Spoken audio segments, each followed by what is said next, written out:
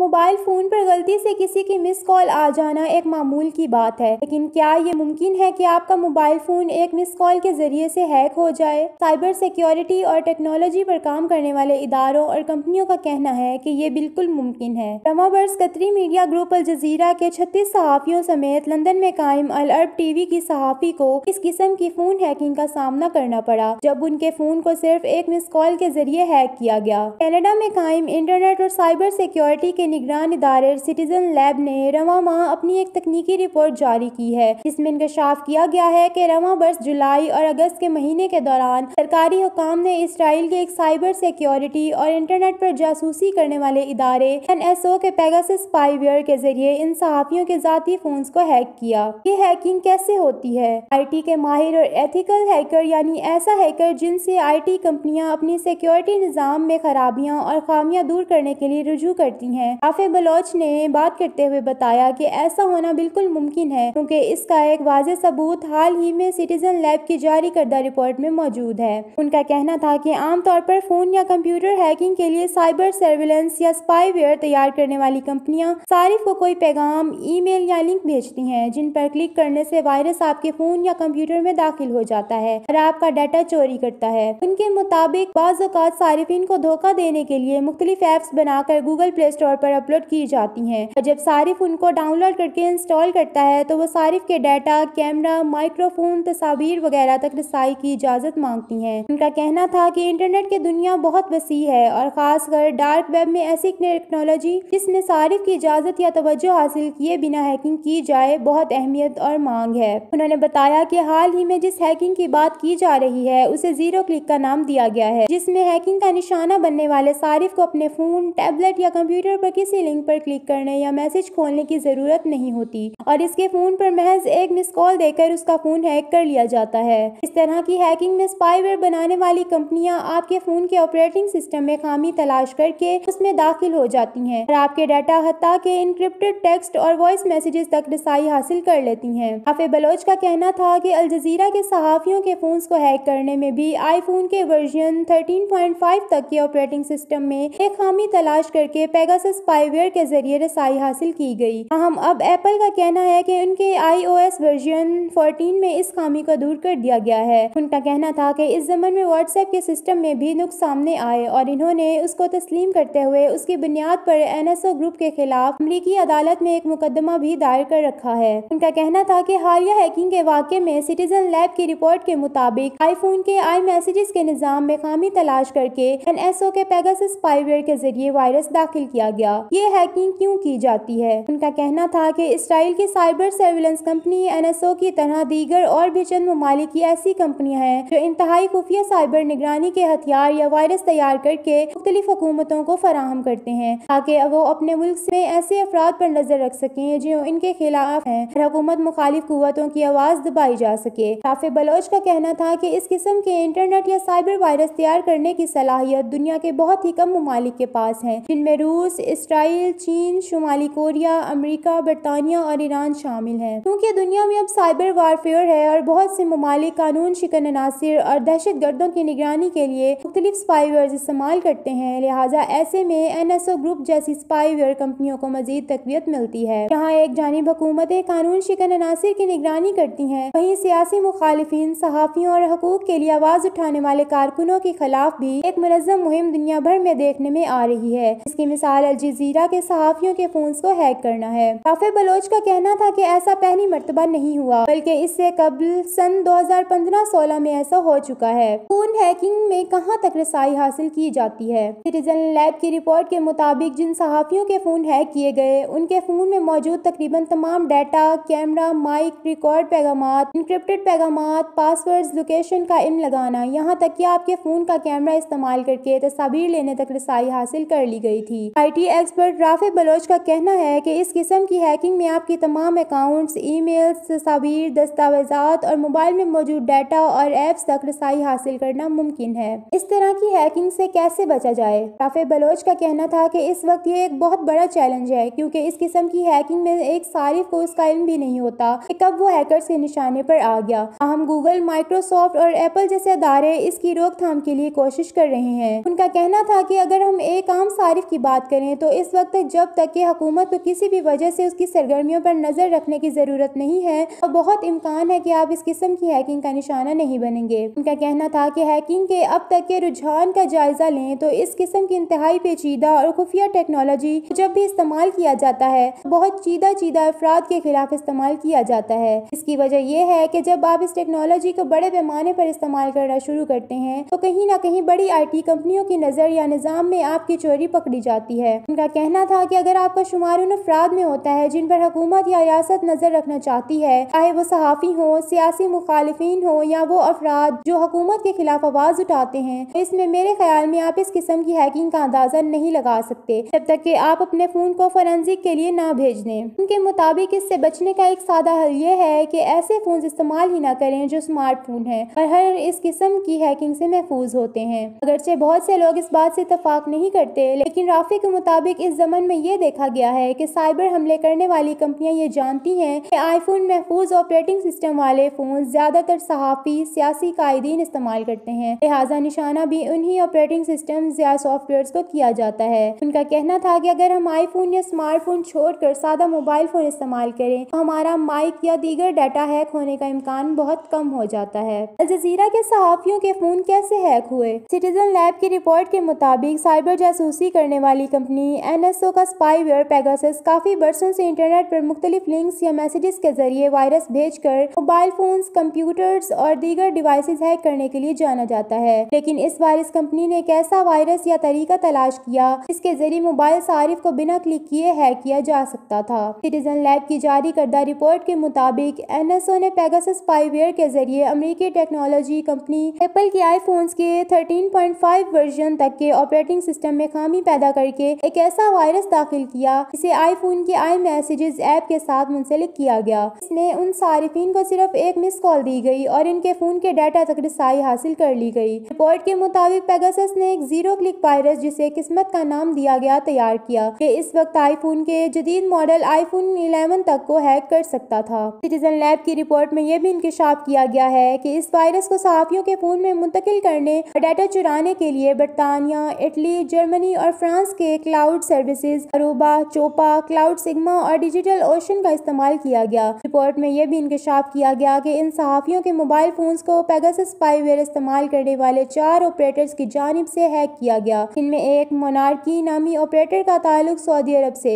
जबकि स्नेकी कस्ट्रल नामी ऑपरेटर का ताल्लुक मुत्तहिदा अरब इमारात से बताया गया है।